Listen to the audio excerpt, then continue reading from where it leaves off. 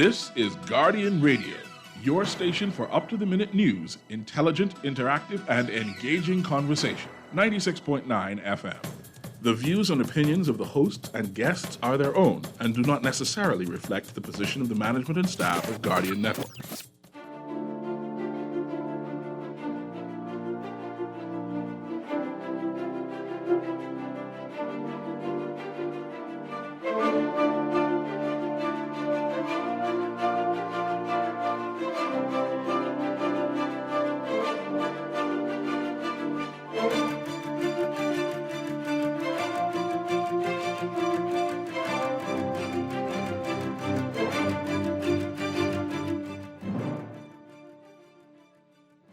Welcome to The Doctor is In with me, Dr. Denothra Archer Cartwright. Thank you for joining me tonight for another exciting show on all things health, wellness, and things that pertain to the Bahamian Society. I want to thank, of course, our sponsors, Medical Concierge Services for all your medical healthcare needs, located on Collins Avenue in the Bahamas Heart Center. We are a family medicine clinic, and so we take care of the entire family. So just want everyone to check it out. You can find us on Facebook, Medical Concierge Services, Instagram, medical_concierge_services, and of course our website, mcsfamilymedicine.com. And you can find about everything that we are doing right there on the website. So last week we talked about cholesterol, kind of like the hidden causer of problems that we don't really talk about. It's kind of a silent killer. It's related to all the problems, the heart attacks and everything. And we kind of talked about some of the things that would help you to lower your cholesterol. And kind of we're segueing into this other topic that we really didn't get to last week. So I really wanted to talk about heart attacks, symptoms, causes, and treatment, because we're seeing a lot of sudden deaths, a lot of heart attack issues, a lot of heart issues, as well as strokes. But I think even personally, family-wise, we've seen a lot of persons just have these kind of sudden deaths with heart attacks. So I thought it was important for us to kind of take a look at that and see what is a heart attack really. What do you suspect, or what are some of the signs and the symptoms, and how do we deal with that? I think it's interesting. We'll go into it because sometimes you can have differences in terms of what a heart attack looks like in terms of women, men, and people with diabetes. And so we'll kind of go into some of that. And then, of course, I welcome anybody to join in the conversation or ask a question. The phone lines here tonight are 322-6232, 325-4316. I'll go slower. They say I go fast sometimes. 325-4259. So that's 322-6232, 325-4316, and 325-4259. I'm not in studio, so I will not be taking text. And with all the rain, I actually... my computer got very, very wet. And so I am not on the live show tonight. So if you used to listening live, hopefully you can tell anyone to join us on the radio, or to join us on GuardianTalkRadio.com. So you have some other options that you can reach us and kind of go from there. So we're going to talk about heart attack, symptoms, causes, treatment. And so really, what is a heart attack? And we in the medical community also call that a myocardial infarction. So if you hear MI, that's where that word would come from. And it's really, really a common thing. It's common in the United States, and it's also common in the Bahamas. As we know, heart disease in this country is like our number one killer. It is the thing that happens very often. You don't always die from it, but it can be deadly. And so in the United States alone, every 40 seconds, someone is having a heart attack. And that is according to the Centers of Disease Control and Prevention. So it's happening quite frequently. One of the most common warning signs, and you'll see this in most of the movies, is they talk about chest pain, which is the most common warning sign of a heart attack. But there can be other symptoms like lightheadedness, nausea, shortness of breath. Symptoms can range anywhere from being very, very severe to mild and are often different from one person to the next. Some people may not even notice any of the warning signs during a heart attack. So we're going to take a closer look at the causes and the symptoms and the risk factors related, and how we kind of diagnose and treat it from there. So what is a heart attack? Well, a heart attack is basically when blood flow to the heart is blocked or cut off. So if you realize all of our organs, all of our body, we're all connected by our blood vessels because we need the blood vessels. They bring oxygen, they bring nutrients, all of that to nourish our cells for different organs, for different parts of the body. So when that blood flow gets cut off, that's what we call a heart attack. If there's not sufficient oxygen, rich blood that's flowing to the heart, it can cause damage to the heart itself and the area that particular vessel is supplying. So you have different vessels, we call them coronary arteries, they're running through the heart. And when one of those gets blocked, the area that it supplies basically gets damaged or affected. And that results in the muscle there starting to die or decay. And that is what you really feel as a heart attack. So when the heart isn't getting the blood and the oxygen it needs to function properly, you're higher risk for your heart not working. We call that heart failure and other serious complications. So it can be pretty bad. So a heart attack is basically a very life-threatening medical emergency. And the sooner you get medical attention and treatment, the better, because you need to restore the blood flow that goes to your heart. And you have a better chance of successfully doing that if you get medical attention quickly. So this is a medical emergency. So if you or someone you know has experienced symptoms of heart attack, you need to call the emergency services right away. So what are some of these symptoms so that we can be kind of really clear on what's happening?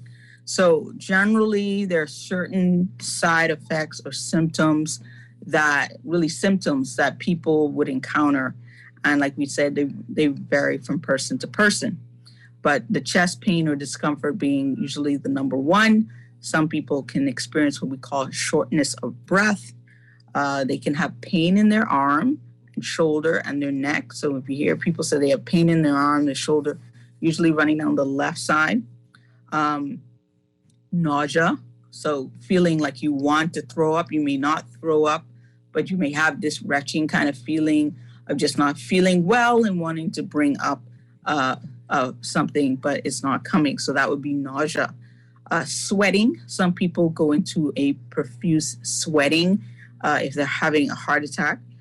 Some persons can be lightheaded or dizzy.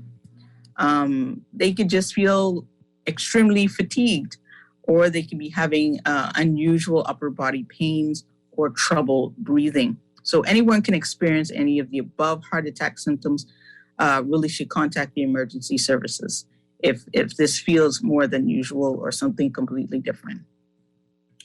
How do heart attacks symptoms vary between men and women? Many people experience a mixture of heart attack symptoms. So you might have one, you might have none, you might have all. It really, really depends. And so there isn't anything specifically between males and females.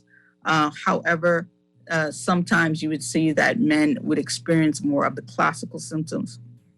A study done in 2019 found that chest pain was the most common symptom in both men and women. And with women, the pain is often described as a tightness, squeezing, or pressure of the chest.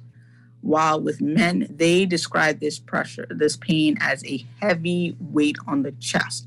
And so you can see the symptoms may not exactly become different, but the way that women describe the pain was a little bit different from the way that men describe that pain.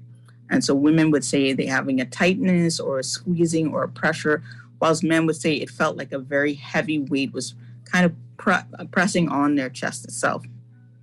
So according to the American Heart Association, women are somewhat more likely than men to experience the following symptoms that we're going to talk about. So more women are more likely to have shortness of breath, the nausea and vomiting, pain in the upper back or jaw, dizziness, lightheadedness, or extreme fatigue. And so as you can see, there's a more broadening of some of the symptoms in women, and it is sometimes at times a little more difficult to even realize that a woman is having a heart attack. And this is because you tend to think about men having heart attacks. And this is because women tend to have a higher level of estrogen, and this can reduce their risks.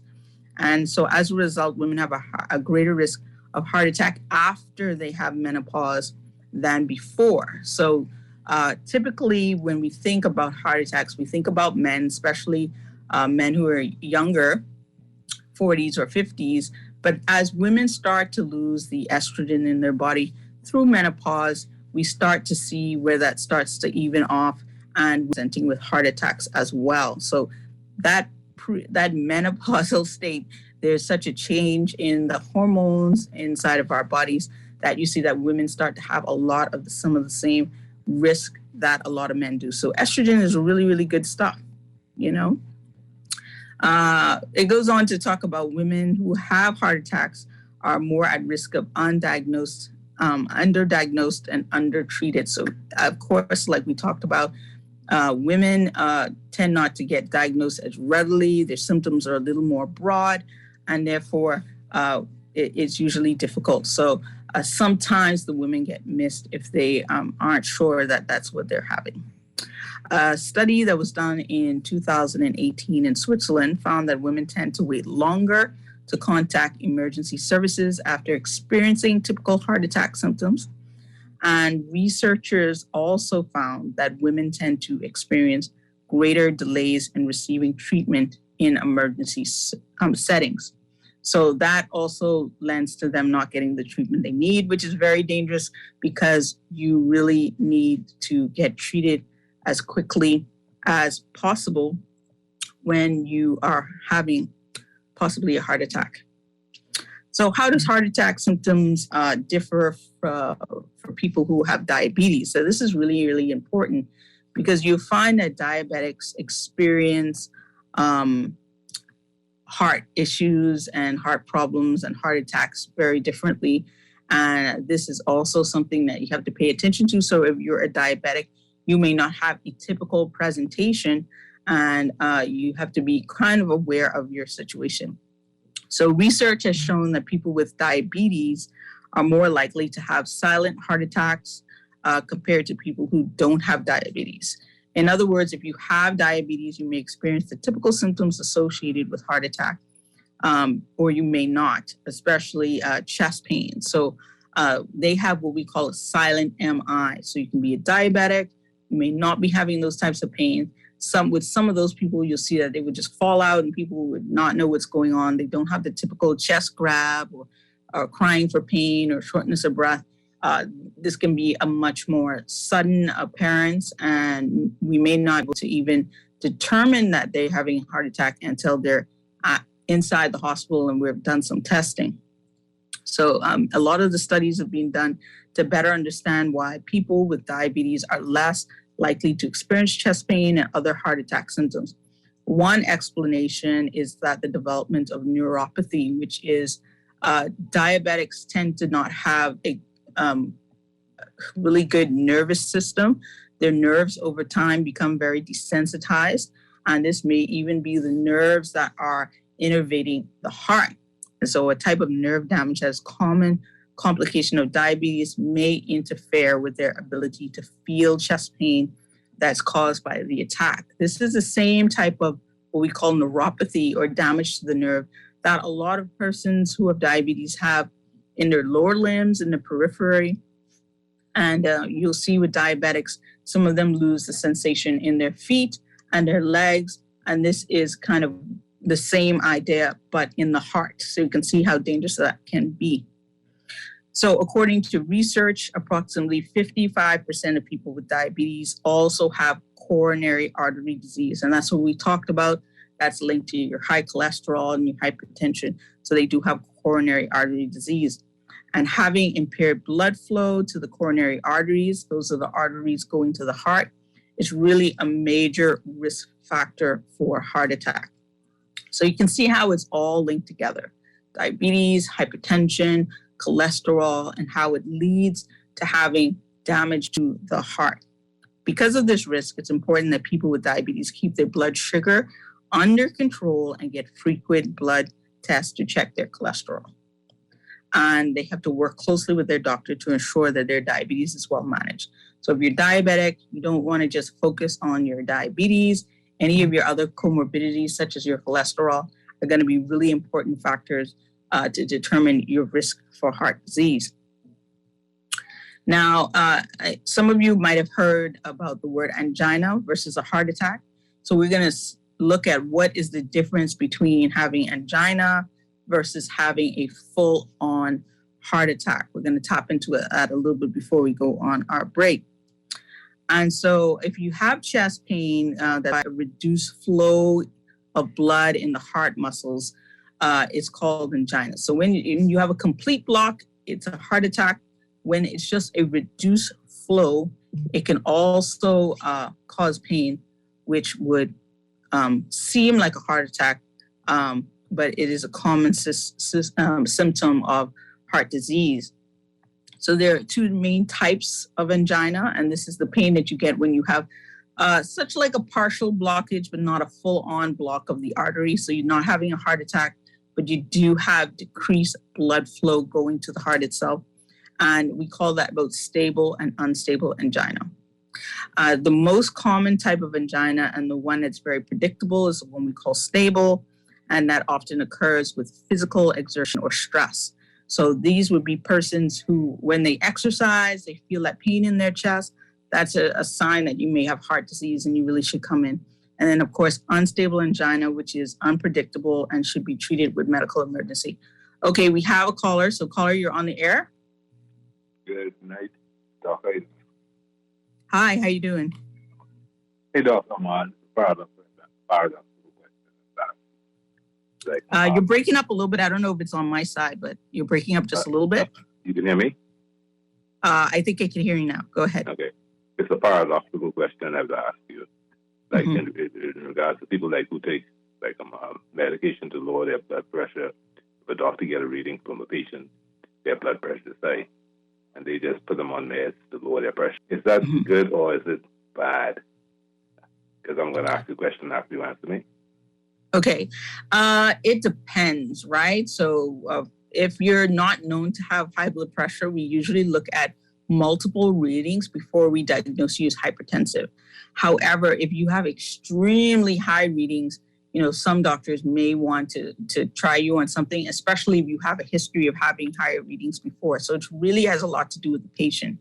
Okay. If you have like mild hypertension, you're just a few points above and you're fairly young, I tend to try to get you to make some changes first before putting you on blood pressure medication. But you also have to look at other risk factors as well. So really, that has to be it's a lot to do with the patient itself. So some doctors, what we call different scores or risks, where they look at the fact of how risky you are to actually have something like a heart attack. They take that into consideration. Only based on blood pressure. Sorry? Only based on the pressure of blood going through the veins. Well, you can base a lot of stuff on just the blood pressure, but you can look at how high the blood pressure is, because if you're walking around with a blood pressure of over 200 or, over 180. What about 300? Oh, nobody has 300. You'll be dead. Yeah, for real? Yeah, no one gets to 300. I'm pretty sure. 280. 280. Huh? 280.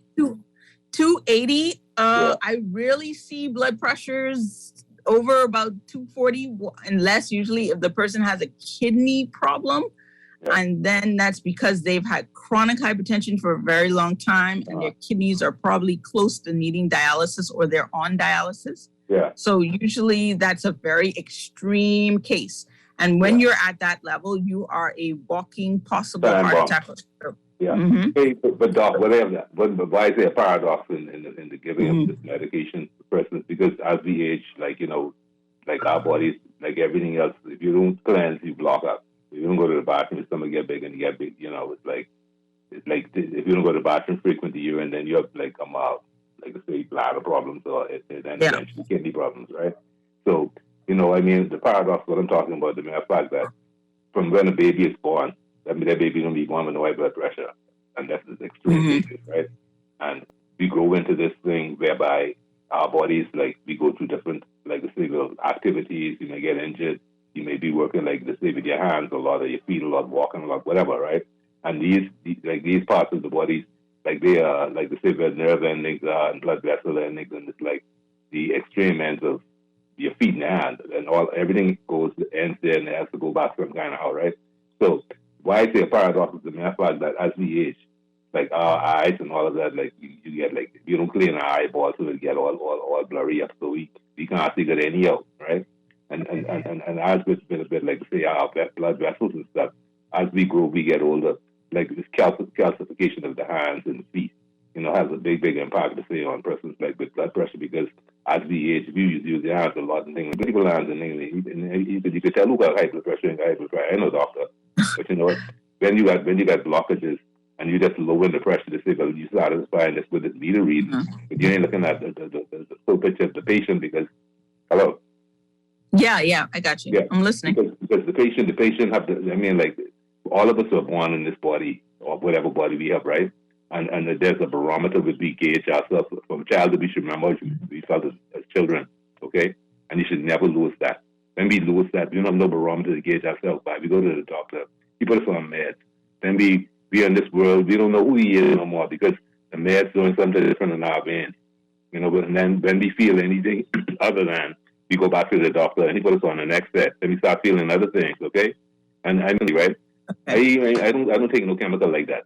No kind of pharmaceutical. And I see where you're talking about a paradox. You're talking about, being on medication, and sometimes some medication might cause other problems. And because kind of like, what really I would say, because I am a primary care specialist, so I am on the preventative side of medicine. I don't usually end up doing that type of practice, because most Bahamians don't come until there's a problem. Yeah. But really, that's the biggest part of it. We have to cultivate a culture where people take care of themselves, because I will not put you on medication for no particular reason. Usually by the time you're in the doctor's office and he's putting you on medication, most people don't realize that, especially men, because they don't go to the doctor, you could have had hypertension for 5 before you actually get put on medication. Why? Yeah. Because you've been walking around, you were feeling okay, you weren't really getting checkups or whatever like that. You may go to the doctor if you have a problem, you're hurt or something, and then you quickly get out of there and you never see the doctor again. Yeah. Having a primary care provider is very important. Doing your routine checks, so that you don't end up in that position. Yes, and hey, doc. Mm-hmm. As a human, right? And I mean, like, I'm on the other side of the fence as you as a doctor, right?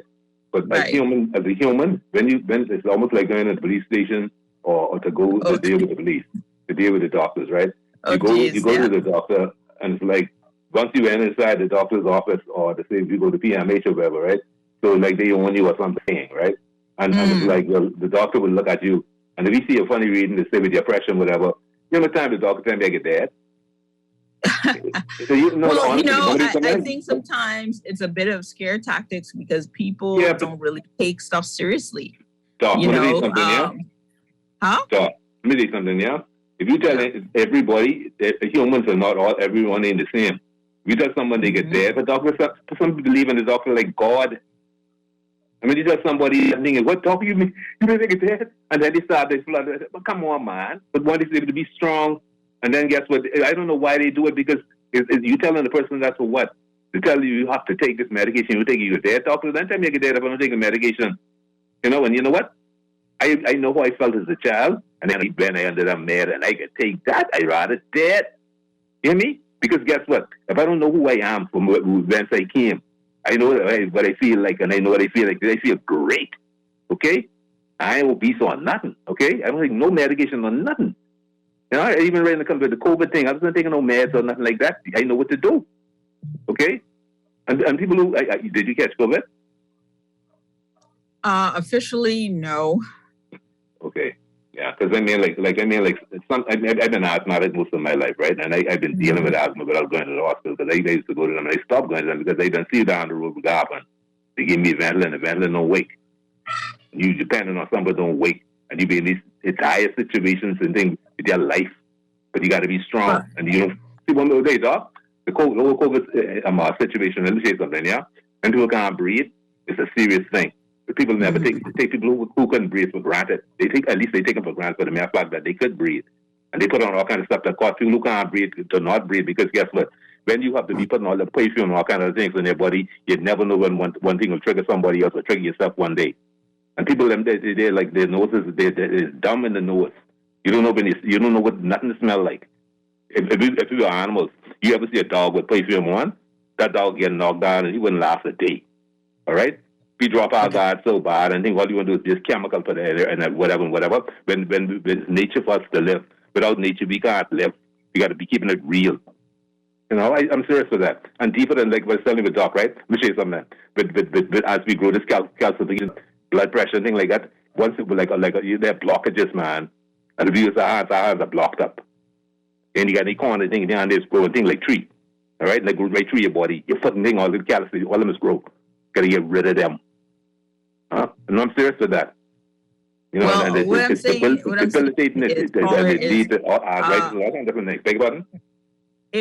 What I'm saying, though, caller, overall is we have to take better care of ourselves. Yes, definitely. Right? I'm sorry. It seems like you had some bad experiences with some physicians, but we're not all I like no that. bad experience, you know. It's a matter of consciousness for us to understand who we are and where we are when we go any place and thing, no matter what. See, some people in life, they depend on people that they can say if everything will go wrong, someone will be there, a policeman or whoever to be on their side. But, you know, in life, or when we come here, we come by ourselves and we'll surely go by ourselves. The best is to be strong within ourselves because guess what? At any moment, anything can happen. But you as an individual, you have to be on just right up on your toes and things to deal with it.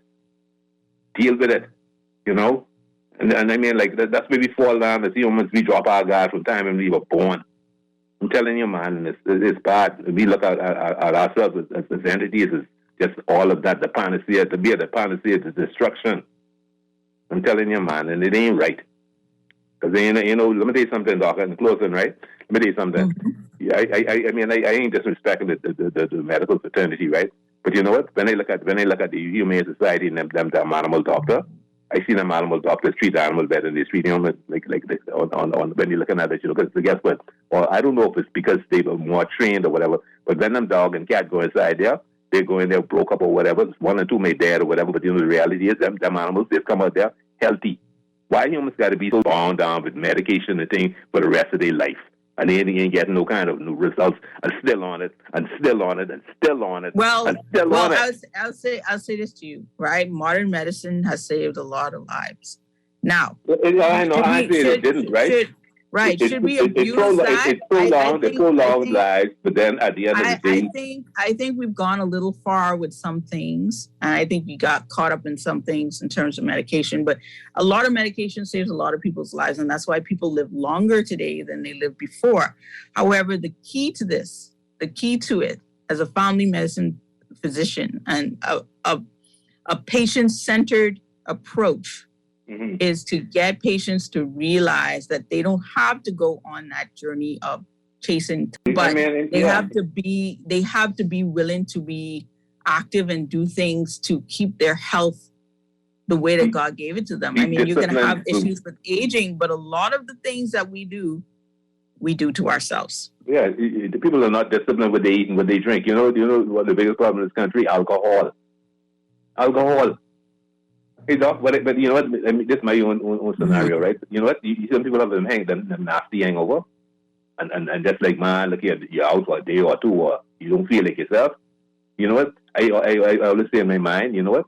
That same feeling, it's the same feeling people have diabetes, you know, because they feel weak and they feel like out and urinating and all kind of foolishness, right?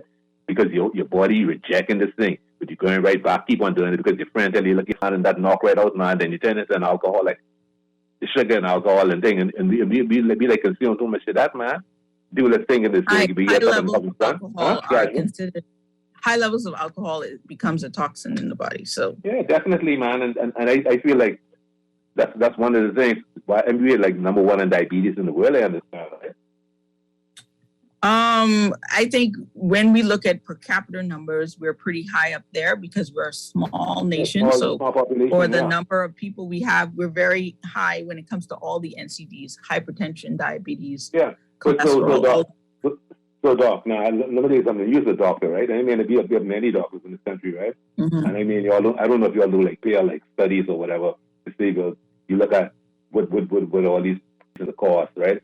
And look at alcohol. Look at the consumption. Not even before it's a party or anything called. People drinking on their job and things. Yeah.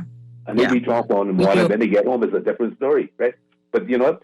I feel like the government like should do something to try to either raise the age of persons drinking, and then like more like a restriction of the quantities person can have, so that we could try to better the health of these people. But then they may take it like offensive because they just want to be drinking that rum and they can get mad because they just want to drink rum and be in the stupor. But they don't care about the outcome in the end. You see what I'm saying? I think it's education and start fairly early, because by the time someone is an adult, a lot of them have picked up these habits. So we really should have these retrain a new generation. We have a lot of missed opportunities in terms of. We need to police that, like how they're policing COVID. They need to police rum. Well, I don't know. These people might, because guess what? People might get really upset. They may feel like, man, hold on. Doc, they may feel like, man, look here, man, no, man, you can't take that away. But you know what? When it comes like 5-10 years down the road, when they see how good their life and healthy they is, they say, boy, thanks for that one, man. I appreciate that. I appreciate these extra years. And that's a plenty people. There's plenty people, man, in this country, women and men. Plenty. Mm-hmm. They love the alcohol. Well, thank you for your points, caller. I think you made some interesting points. I definitely think alcohol is a part of our risk stratification that we need to address. I don't know if we can go back to prohibition days, but to limit it, including taxing alcohol maybe a little bit more, and just incentivizing people to quit. So there are ways as a nationalized country that we can attack these types of problems, and we just need the people to have the will to want to look at prevention and health in a more serious manner. We should have learned that through COVID, but I don't know. I don't know what to say, but hopefully we'll get a bit more of that. So thank you very much for your comments. So we're going to go on. And I don't think there's another caller. So we're going to go on to kind of continue our talk about angina and all of that stuff. Very important. And so when we talk about these things, as you can see, different people have different perspectives on it, and they have different points of views and understanding of what is going on and how it stimulates the conversation. And so that's why I'm interested, and I always will take calls, because you never know where that will lead the conversation and how that will be helpful to other people. So good point at the end there. Alcohol plays a really big role in some of our chronic disease issues in this country, including heart attack, because you can get alcoholic heart disease and very different things. We have more callers. Oh, I'm sorry. Caller, you're on the air. Yes, good night, Dr. Archer. How are you doing? I'm good, thank you. How are you? Yeah, very interesting conversation from a friend of mine that I grew up with. You know, I guess we from the thinking tree. I don't know. But, you know, it must be something that in your generation there. Yeah, well, I born in 64, so, you know, I am much longer and I'm scared, right? Because the paradigm of the world, I guarantee you, the words that I spoke from since I was coming on Guardian, the sheep will live to see it. Now, Dr. D, I'm afraid. You know, I want to touch on what Duncan was talking about just for a second, because, you know, I'm looking at the most enigmatic or the most complex organ, right? I guess it would probably be the liver or the pineal gland, right? The master gland, right? But the thing is, you know, the more sugar you eat, then the more fat, the more cholesterol the liver produces, right? And so, you know, if the liver secretes an excess cholesterol, right, and then bile becomes oversaturated, I guess a problem with gallbladder stones and all these cascade of events, and the liver detoxifies and keeping the blood clean, right? And so we have to keep it healthy. And so the fact that sugar is granulated, which means its surface areas increase as the reason for your lungs and your stomach having all these little microscopic villi and stuff to increase absorption, and surface areas increase. So that is not natural. So the body absorbs it so quickly that it obviously causes a problem. And so we're not stressing that. And so just Duncan was talking about alcohol, which in itself turns into sugar, which in itself it causes fatty liver and stresses the liver out. And so I want to ask you a question, and then I'll just respond. The thing is, I know you always. I was looking, when you always talk about glutathione, right? And melatonin. And so I was wondering which one is the most important, because they really have so much functions. And like I was just reading, we always read up on the liver. I said the liver have about 500 functions, and that's ridiculous. Because I mean, how could they? This is what I'm saying, is these things are so complex and enigmatic that it's hard for them. There's no way they could tell me that they can remember all this information.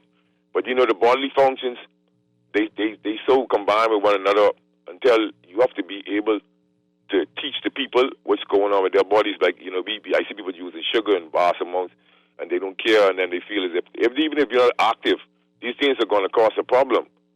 As far as the amount of sugar and the way how the liver works, it's like I see a high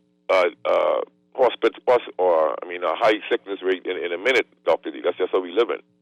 But then you bring it on because the awareness is not there.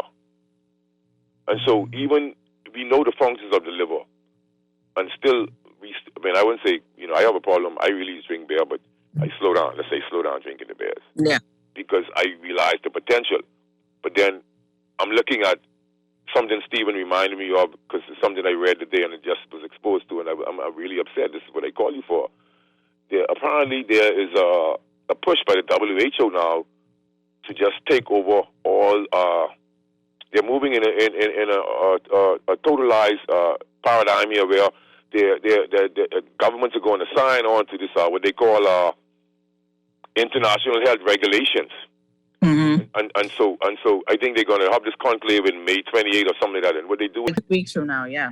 Yeah, and so they gave the Director General, Dr. Tedros Ghebreyesus, the power to bypass the affected state to determine what is a global outbreak or epidemic or public health concerns, or a pandemic of health concerns. And so he doesn't need the affected state to contribute. And so there's a number of other intricacies in this new paradigm that they're moving to, as far as scientific dictatorship, whereby they pass sanctions on you.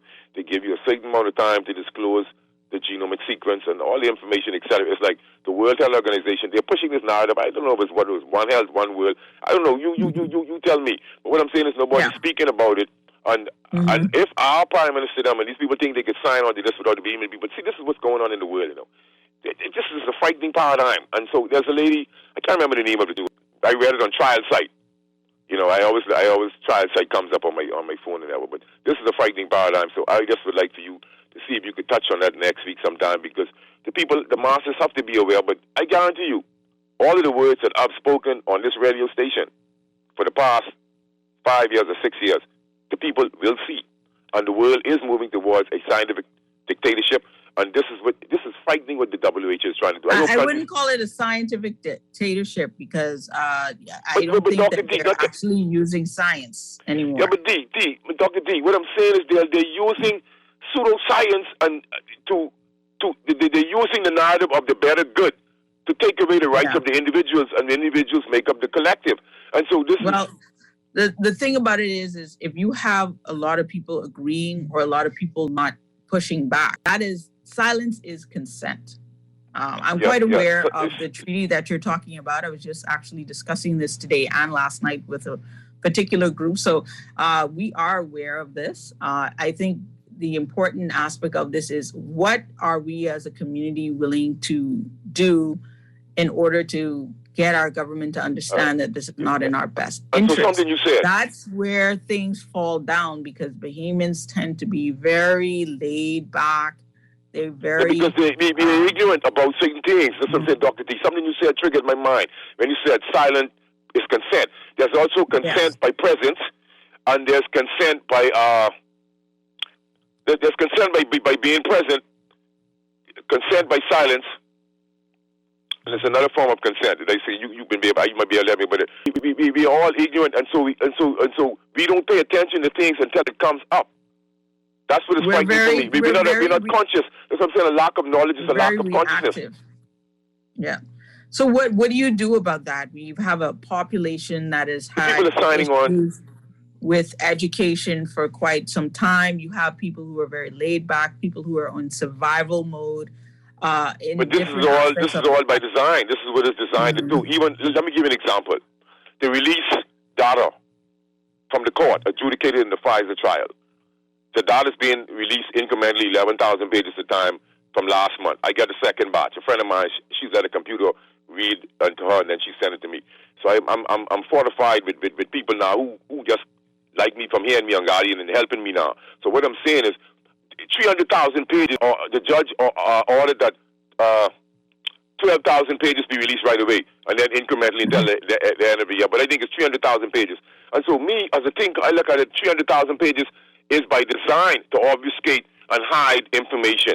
Because what you have 300,000 pages for, but I obviously feel 300,000 pages is by design. It has to be, because it's just no way no one is going to read 300,000 pages, so you're going to cherry pick. And what they're saying is now is 9 or 10 pages of 9 or 10 pages of post adverse events, side effects from the vaccination. There's 9 pages of adverse effects of interest. That's what they call it. Adverse but Dr. D, but even so, we know some of those are true, because I witnessed one within myself. My fiance, a mother got the Johnson & Johnson. Subsequently, she broke out with Zona Zoster. You know what that is, shingles, right? Yeah. I saw that she sent me the picture, and I had shingles when I was a young man because I didn't have chicken pox, which is a sister virus. And so I automatically knew it when I saw it, and then you look at it, this is one of the side effects, and I knew other people who had the same post vaccine event. And so they know about Bell's palsy. They know all of the information released in the data, right? That means Pfizer knew about these things before they was administering these vaccinations, and then what happened is they set the parameter of what is an adverse event, because they determine who's fully vaxxed and how much period of time from vaccination to this time and that time. They set all the guidelines there. In short, I sound like a fool trying to explain things. Let's finish this topic on the heart. All right. But Dr. C, let's look into that, and let's have a discussion next week to bring some awareness to the sheep. But this is the reason why I call for a scientific journalist, Dr. D. I mean, I know, but I used to be scientific dictatorship, Dr. D. I'll say this to you, 52. Because my friend, you can't run away from scientific dictatorship, Dr. D. That's what they want. The doctors them is called the issue is money, right? So but we know that. Someone needs to fund the science, right? So if you gave me $50,000 and I could go do, or I give me a grant, the WHO and all these other NGOs get most of their finance from private entities that they push in the same. We know this, Doctor. We all being in circles, man. Where are the private entities that want to facilitate work that's going to bring out the other information? Anyway, Doctor, you finish talking with the heart. You finish talking with the heart, because I don't want my heart to attack me. I want someone else. I'd rather someone else to attack me, not my own heart. Have a good night. Yeah, let's talk about the heart. But thank you, 52. You always bring really interesting angles to the cover off a little bit there. So I think we did have another caller. Caller, if you want to call us back, we will take your call before we're done. So you can do that. So we're just going to try to wrap up as much of this hard stuff as possible. And then we can talk about what 52 wanted to talk about a little bit next week, possibly, where we talk about the treaty that's going on with the WHO. That's very, very interesting. I've been having conversations about that and how do we deal with that, because it's becoming something that now a lot of people are aware of, and it is very frightening, because we saw in other parts of the world how crazy things got during COVID, and we were able to escape kind of the more intensity of it. Although lockdowns and stuff here was pretty intense, there were still places that really got done a lot worse, and the mandates were a lot stronger. And Tedros, the guy that runs the WHO, is the same guy that said that we shouldn't worry about the spread of COVID from China. So that, to me, we have to keep our sovereignty. So we'll talk about that a bit more possibly next week. But we were talking about the heart. We're just going to clear up this thing about angina and heart attacks. And if our other caller wants to call back, we'll take that call. So basically, we talked about how and can be two different types, both stable and unstable, and that you can have that, and that has a similar feeling or effect as a heart attack, but it's usually not a complete blockage. It's just like a partial blockage, and it causes the same similar pain that you may have during a heart attack. When you have signs like that, you really should go get checked out, because this may mean the difference between actually having a heart attack and being able to save you from having a heart attack pretty early on. So if you have stable angina brought on by exertion that eases with rest, you may assume a sudden but brief bout of chest pain, and that's just only an angina attack. If the chest pain doesn't subside with rest and comes and goes for a period of 10 minutes or more, you may be having a heart attack. So you really want to see if that pain is not going away when you stop resting. It's more serious and it's likely to be a heart attack, and you're going to need some help. You want to talk to your doctor about how to manage that in certain ways with medication. But like I said, you want to start working on yourself ahead of time.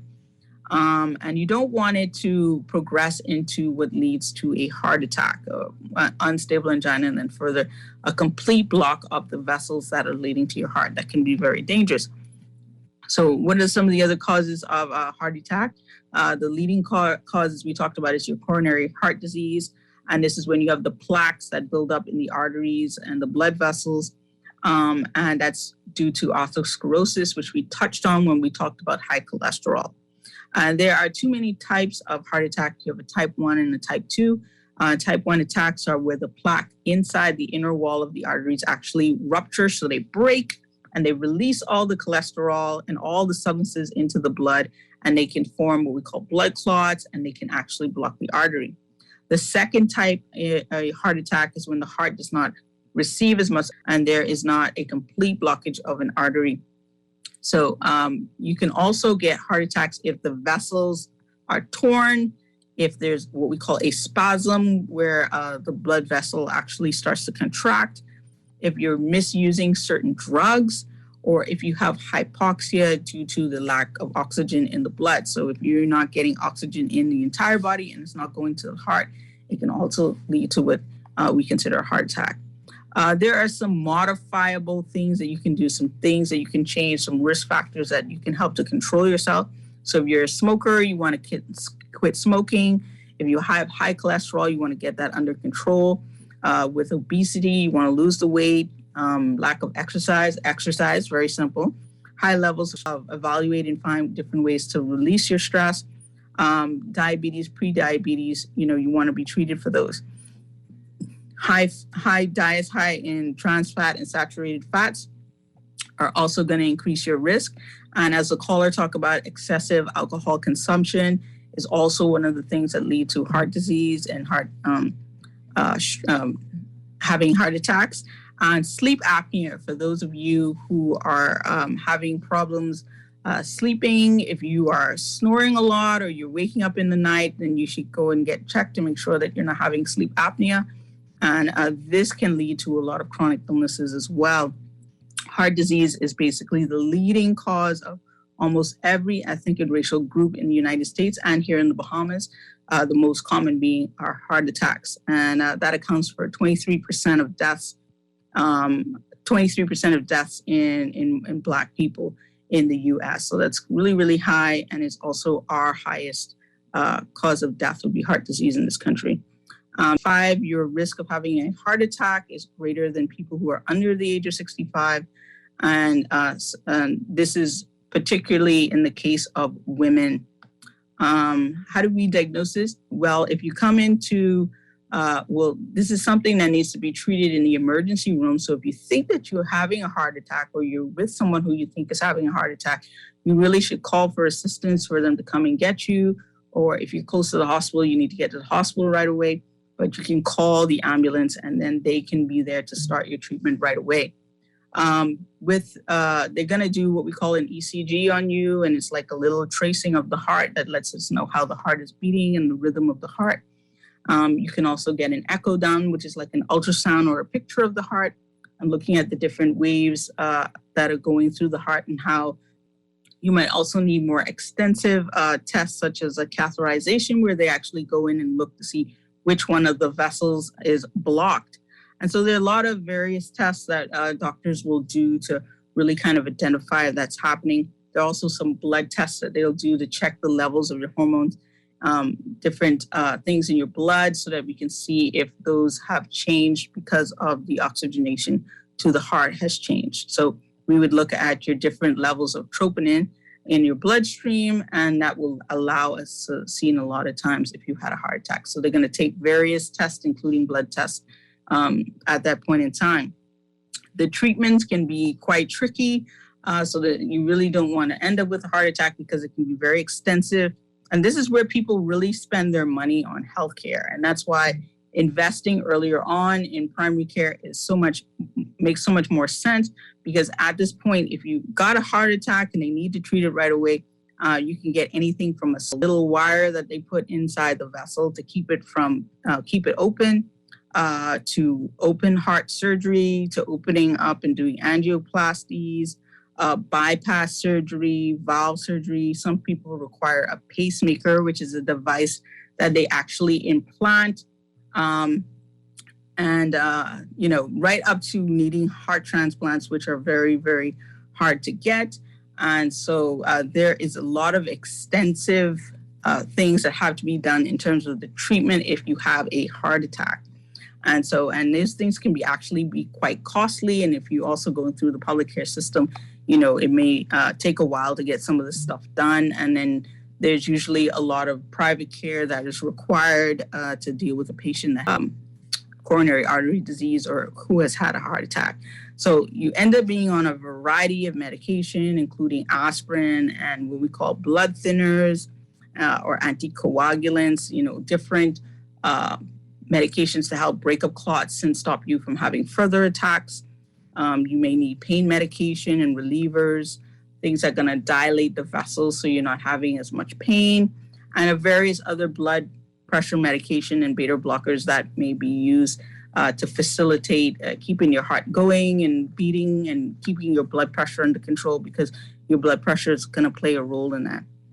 So timing is crucial. The sooner you get treatment if you're having a heart attack, the more quickly blood can flow back into the area and you can preserve your heart and have less damage. And so you want to go in and get that treatment. You would end up having to see a doctor we call a cardiologist. So a cardiologist is the heart doctor. He is the specialist that would deal with that. And then you would end up being in his hands. Some of the alternative things, and we always like to, of course, with your lifestyle changes to reduce your risk of heart attack, you want to have a nutrient-rich diet that's balanced and, just a healthy lifestyle in general. Exercising, doing all that stuff.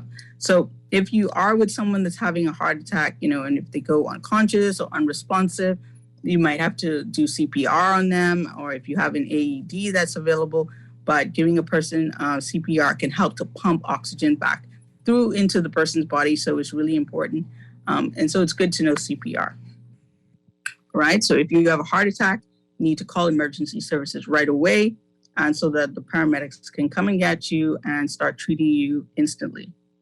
There are a couple of complications just before we go. You can have complications including a change in the rhythm of your heart, as well as heart failure. That can be the consequences of having a heart attack.